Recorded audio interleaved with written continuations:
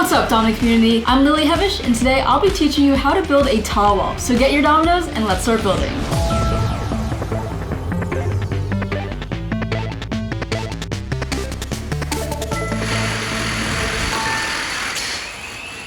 I love this tall wall trick, and it's super cool because it's basically a domino wall, but all the dominoes are standing vertically instead of horizontally. And this allows the wall to fall much faster, and you can build it much taller. So I got my H5 domino creations here. We're ready to start building. And the first thing I'm gonna do is just make a simple domino line. Now it's important to make the spacing between these dominoes exactly 1 domino thickness apart. And you can place these dominoes by hand, or you can use a template. I definitely recommend a domino template. It'll make it a lot easier to make the base of a tall wall. So I'm going to just place it like this, and we're going to put the dominoes inside and make 1 long domino line. And there we go. We have a perfect, evenly spaced domino line. So for the second layer, we're going to place dominoes on top of the domino line we already placed. We're going to place them alternating on either side. So I'm going to take this orange domino and put it right here so it's exactly on the edge. And you'll see from the other side, it's basically just connecting the 2 dominoes together. And then we're going to take another domino and place it on the opposite side. Now it's important that the dominoes you place are pretty precise and are exactly on the edge, because if you're building it really tall, it's going to be hard to build if dominoes, for example, are they're kind of like hanging off, or if they're too far in, that'll make it a little bit less stable. You want to put it exactly on the edge like this. And then we can just keep repeating the pattern.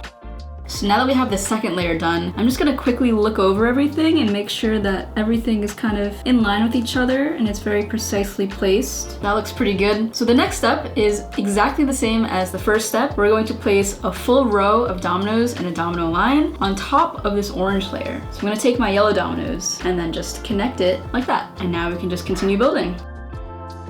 So you could topple this tall wall at 3 layers high, but I think I'm gonna make it a little taller. I'm gonna go to 5 layers. So to continue the wall, we're going to place another layer of alternating dominoes on either side. And there's 2 ways to do this actually. Similar to the normal domino wall technique, there's an alternating technique and a column technique. Either way will work. So you could choose to put the dominoes on the same side as the dominoes that you placed previously. So for example, this domino is in line with this domino, and this would be considered the column technique. Or if we want to use the alternating technique, you could place the first domino on this side. And if I were to continue making the alternating technique like this, you'll see there's a gap of 3, 1, 2, 3 underneath it. Now, you might be wondering, why would you use the alternating technique over the column technique for this tall wall? And there are a couple of reasons why you might want to choose one or the other. So if I were to make something that was very square and geometric in a pattern, it might be better to make the column technique, because the dominoes on the front, like this, would all match up. Now, if I were making something that had some angles that weren't exactly square, it could be helpful to have the dominoes on the opposite side using the alternating technique, because then the dominoes in the front would slowly start leaning in. So it kind of just depends on the design that you're making. For this one, I think I'm just gonna continue with the alternating technique. I'm gonna add 1 more layer to the top, and this is exactly like the first and third layer. So it's just gonna be another row of dominoes in a domino line. Now just be really careful as you're placing the dominoes. You don't want to apply too much pressure on the structure, because that could rotate dominoes underneath it. So it's really important as you're placing it, just keep it very light. And it's really helpful to, when you're placing the domino, move your body so your eye is directly in line with the domino you're placing. And then you'll be able to see if the domino is exactly in line and not rotated.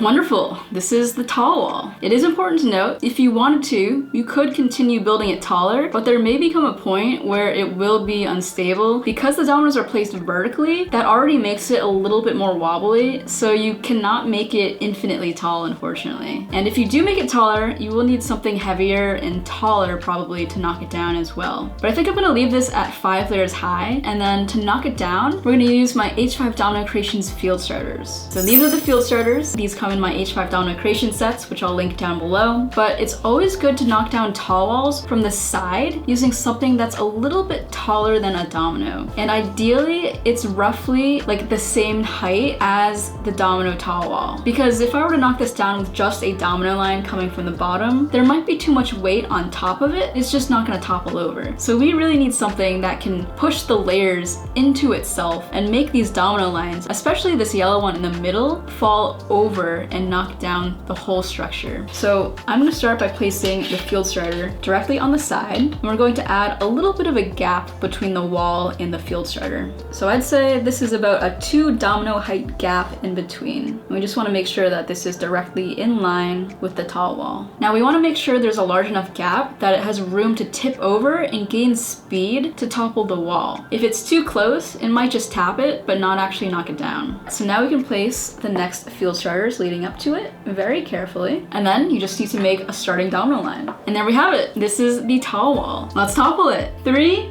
2, 1, go.